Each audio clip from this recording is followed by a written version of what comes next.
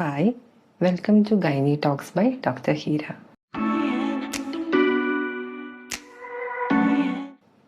ഇന്ന് നമ്മൾ PCOD control ചെയ്യാനുള്ള ഫസ്റ്റ് ആൻഡ് മോസ്റ്റ് ഇമ്പോർട്ടൻറ്റ് സ്റ്റെപ്പായ ഡയറ്റിനെ കുറിച്ച് സംസാരിക്കാം.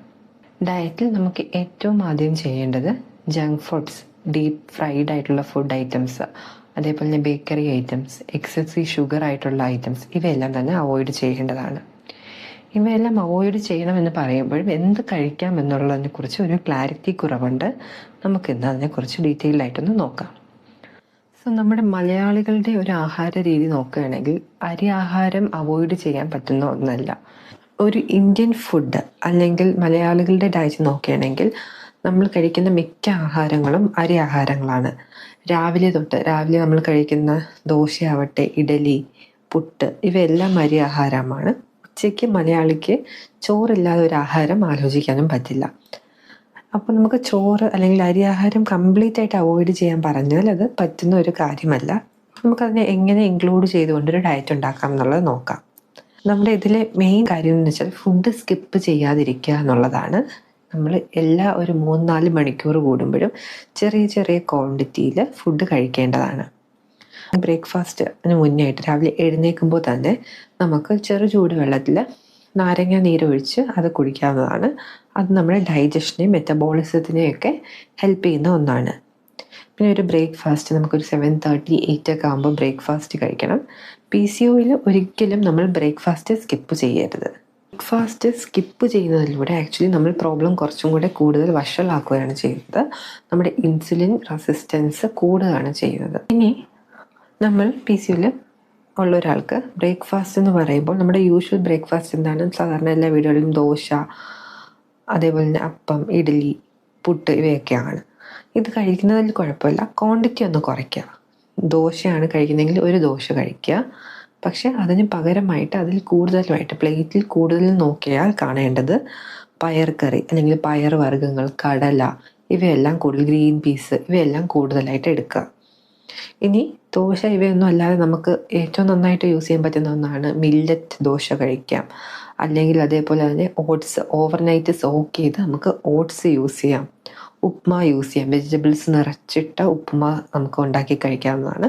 പക്ഷെ അതിൻ്റെ കൂടെ ഈ പറഞ്ഞ പോലെ പ്രോട്ടീൻ അടങ്ങിയ ധാരാളം ഫുഡുകൾ കൂടെ കഴിക്കണം. മുട്ട കഴിക്കാം. ഒരു ഹോൾ മുട്ട, ഒരു മുട്ടയും മുട്ടയുടെ മഞ്ഞയും കഴിക്കാം. പക്ഷെ നമുക്ക് വെള്ള ഒരു 4 എണ്ണമൊക്കെ കഴിക്കാവുന്നതാണ്. അതാണ് ഒന്നാമത്തെ കാര്യം. ഇതെല്ലാം കഴിഞ്ഞിട്ട് നമുക്കൊരു 11 മണിയാകുമ്പോൾ എന്തെങ്കിലും ഒരു സ്നാക്ക് കഴിക്കാം. സ്നാക്കായിട്ട് നമുക്ക് എന്ത് കഴിക്കാൻ പറ്റും? സ്നാക്കായിട്ട് നമുക്ക് കഴിക്കാം ഒരു ഫ്രൂട്ട് കഴിക്കാം. അപ്പോൾ ഏതൊക്കെ ഫ്രൂട്ട്? ഞാൻ കഴിഞ്ഞ വീഡിയോയിൽ പറഞ്ഞതുപോലെ ലോ ഗ്ലൈസീമിക് ഇൻഡെക്സ് ഉള്ള ഫ്രൂട്ട്സ്. ആപ്പിൾ വളരെ നല്ലതാണ്.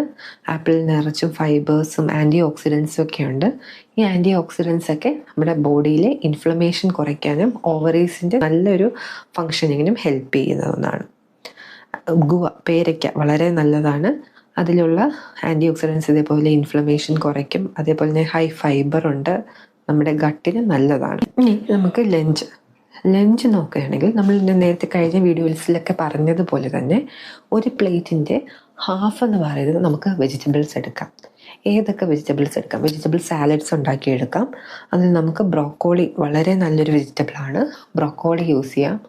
അല്ലെങ്കിൽ ക്യാബേജ്, കുക്കുംബർ, ടൊമാറ്റോ ഇവയെല്ലാം തന്നെ നമുക്ക് യൂസ് ചെയ്ത് ഒരു സാലഡ്.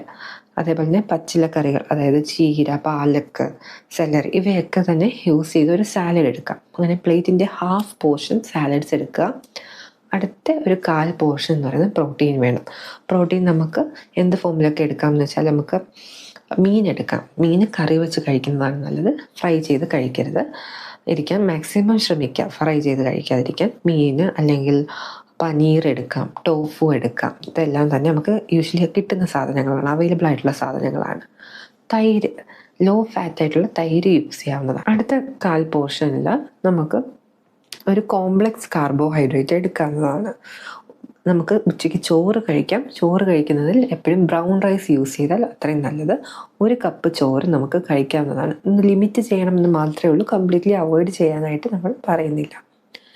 ഇനി ഈവനിങ് സ്നാക്കിൻ്റെ സമയത്ത് നമ്മൾ കംപ്ലീറ്റ്ലി ഫ്രൈഡ് ആയിട്ടുള്ള ഐറ്റംസ് കംപ്ലീറ്റ്ലി അവോയ്ഡ് ചെയ്യുക. ഈവനിങ് സ്നാക്കിനായിട്ട് നമുക്ക് എന്തെങ്കിലും റോസ്റ്റഡ് ചന, അതായത് റോസ്റ്റഡ് കടല, പയർ മുളപ്പിച്ചത്, അല്ലെങ്കിൽ ഈ ഫ്ലാക്സ് സീഡ്സ്, ചിയ സീഡ്സ് ഇവയൊക്കെ റോസ്റ്റ് ചെയ്തത്, ഇതെല്ലാം യൂസ് ചെയ്യാവുന്നതാണ്. ഇത് കഴിച്ചാലുള്ള ഗുണം വെച്ചാൽ നല്ല ഫൈബേഴ്സ് ഉണ്ട്. അതേപോലെ തന്നെ ഈ ചിയ സീഡ്സും ഇവയെല്ലാം തന്നെ PCOSലെ മെയിൻ പ്രശ്നമായ ഇൻസുലിൻ റെസിസ്റ്റൻസിനെ കുറയ്ക്കാൻ ഹെൽപ്പ് ചെയ്യും. സോ ഈ സീഡ്സ് എല്ലാം, അതായത് ഫ്ലാക്സ് സീഡ്സ്, ചിയ സീഡ്സ് ഇവയെല്ലാം കഴിക്കുന്നത് വളരെ നല്ലതാണ്. പിന്നെ നമുക്ക് നട്ട്സ് എന്തെങ്കിലും ഒരു ലിമിറ്റഡ് ക്വാണ്ടിറ്റിയിൽ, ബദാമോ കാഷ്നട്ടൊക്കെ ലിമിറ്റഡ് ക്വാണ്ടിറ്റിയിൽ എടുക്കുന്നത് നല്ലതാണ്. ചായയോ എന്തെങ്കിലും കുടിക്കുന്നവരുണ്ടെങ്കിൽ നമുക്ക് ചായ കുടിക്കാം, കുഴപ്പമില്ല. ഡെയിലി 1 കപ്പ് ചായയോ കോഫിയോ കുടിക്കുന്നതിൽ കുഴപ്പമില്ല. ഷുഗർ അവോയ്ഡ് ചെയ്യാം. ഇനി അടുത്തത് ഡിന്നറാണ്. ഡിന്നർ നമുക്കൊരു 7 to 8 എടുക്കുന്നതാണ് ബെറ്റർ. അതുപോലെ തന്നെ ഹെവി ആയിട്ടുള്ള, ഹൈലി ഓയിലി ആയിട്ടുള്ള ഫുഡൊക്കെ അവോയ്ഡ് ചെയ്യാൻ നോക്കുക. നൈറ്റിൽ നമുക്ക് ഗോതമ്പ് ദോശയോ ഗോതമ്പ് ചപ്പാത്തിയോ കഴിക്കാം. അല്ലെങ്കിൽ നമുക്ക് ഇതേപോലെ റാഗി അല്ലെങ്കിൽ മില്ലറ്റ് ദോശ ഇവയെല്ലാം കഴിക്കാം. ഒരു വെജിറ്റബിൾ സൂപ്പ് ഉണ്ടാക്കി കഴിക്കാം അതിൻ്റെ കൂടെ. ഇതൊക്കെ നമുക്ക് ആഡ് ചെയ്യാം. അതിലും ധാരാളം വെജിറ്റബിൾസ് ആഡ് ചെയ്യുക എന്നുള്ളതാണ് നമുക്ക് ചെയ്യാൻ പറ്റുന്നത്. അപ്പം രാത്രി എന്താണോ കഴിക്കുന്നത് അതിൻ്റെ എമൗണ്ട് ഒന്ന് കുറയ്ക്കുക. കംപ്ലീറ്റ്ലി വയർ ഫില്ലാക്കാൻ നിൽക്കരുത്. ലൈറ്റായിട്ടുള്ള എന്തെങ്കിലും ഫുഡ് കഴിച്ചാൽ മതിയാവും. സോ ഇതാണ് ഒരു ബേസിക് ആയിട്ടുള്ള ഒരു മീൽ പ്ലാൻ എന്ന് പറയുന്നത്. ഒരു ഡെയിലി ലൈഫിന് പറ്റിയ ഒരു മീൽ പ്ലാൻ, നമുക്ക് പോസിബിൾ ആയിട്ടുള്ള, നമുക്ക് ചെയ്യാൻ പറ്റുന്നതും കൺസിസ്റ്റൻ്റ്ലി ചെയ്യാൻ പറ്റുന്ന ഒരു മീൽ പ്ലാൻ എന്ന് പറയുന്നത്. ഇനി എന്തൊക്കെ അവോയ്ഡ് ചെയ്യണം എന്ന് നോക്കാം. മോസ്റ്റ്ലി വർക്കിംഗ് പീപ്പിൾ ആയതുകൊണ്ട് തന്നെ രാവിലെ ഈസി ആക്കാൻ വേണ്ടിയിട്ട്, കുക്കിംഗ് ഈസി ആക്കാൻ വേണ്ടി കോൺഫ്ലെക്സ് ഇതൊക്കെ യൂസ് ചെയ്യാൻ, അതേപോലെ തന്നെ ബ്രെഡ് ആൻഡ് ജാം ഇതെല്ലാം യൂസ് ചെയ്യാനുള്ള ചാൻസസ് കൂടുതലാണ്. സോ അതെല്ലാം അവോയ്ഡ് ചെയ്യുക. മൈദ കൊണ്ടുണ്ടാക്കിയ സാധനങ്ങളെല്ലാം അവോയ്ഡ് ചെയ്യുക. നിങ്ങൾ ബ്രെഡാണ് യൂസ് ചെയ്യുന്നതെങ്കിൽ നമുക്ക് ഹോൾ ഗ്രെയിൻ ബ്രെഡ് ടോസ്റ്റായിട്ട് എടുക്കാം. അതിൽ അവക്കാഡോ സ്പ്രെഡ് വെച്ചിട്ട് അങ്ങനെ കഴിക്കാം. അല്ലെങ്കിൽ ഈ പറഞ്ഞ പോലെ ഓവർനൈറ്റ് ഓട്സ് വിത്ത് ചിയ സീഡ്സോ അങ്ങനെയൊക്കെ കഴിക്കാവുന്നതാണ് നമ്മുടെ ഫാസ്റ്റ് ആക്കാൻ വേണ്ടിയിട്ട്. അല്ലാതെ ഉള്ളവർക്ക് റാഗി ദോശ, മില്ലറ്റ് ദോശ ഞാൻ നേരത്തെ പറഞ്ഞ പോലെ അതെല്ലാം യൂസ് ചെയ്യാം. മൈദ കൊണ്ടുണ്ടാക്കിയ സാധനങ്ങൾ കംപ്ലീറ്റ്ലി അവോയ്ഡ് ചെയ്യുക. സ്നാക്കിംഗ് ടൈമിലും അതേപോലെ ഫ്രൈഡ് ആയിട്ടുള്ള ഐറ്റംസ് കംപ്ലീറ്റ്ലി അവോയ്ഡ് ചെയ്യേണ്ടതാണ്. ഇതെല്ലാം കൂടി ഏറ്റവും ഇമ്പോർട്ടൻ്റ് ആയിട്ട് നന്നായിട്ട് ഹൈഡ്രേറ്റ് ചെയ്യുക. അറ്റ്ലീസ്റ്റ് ഒരു 2.5 to 3 ലിറ്റർ വെള്ളം വരെ ഡെയിലി കുടിക്കുക. ഹൈഡ്രേഷനും നമ്മൾ ശ്രദ്ധിക്കേണ്ട ഒരു ഫാക്ടറാണ്. നമ്മുടെ മെയിൻ എയിം എന്ന് പറയുന്നത് ഇൻസുലിൻ സെൻസിറ്റൈസ് ചെയ്യുക, അതായത് റെസിസ്റ്റൻസ് കുറയ്ക്കുക എന്നുള്ളതാണ്. അതിന് ഞാൻ ഈ പറഞ്ഞ ഒരു ഡയറ്റ് ഫോളോ ചെയ്താൽ വളരെയധികം സഹായകമാകും.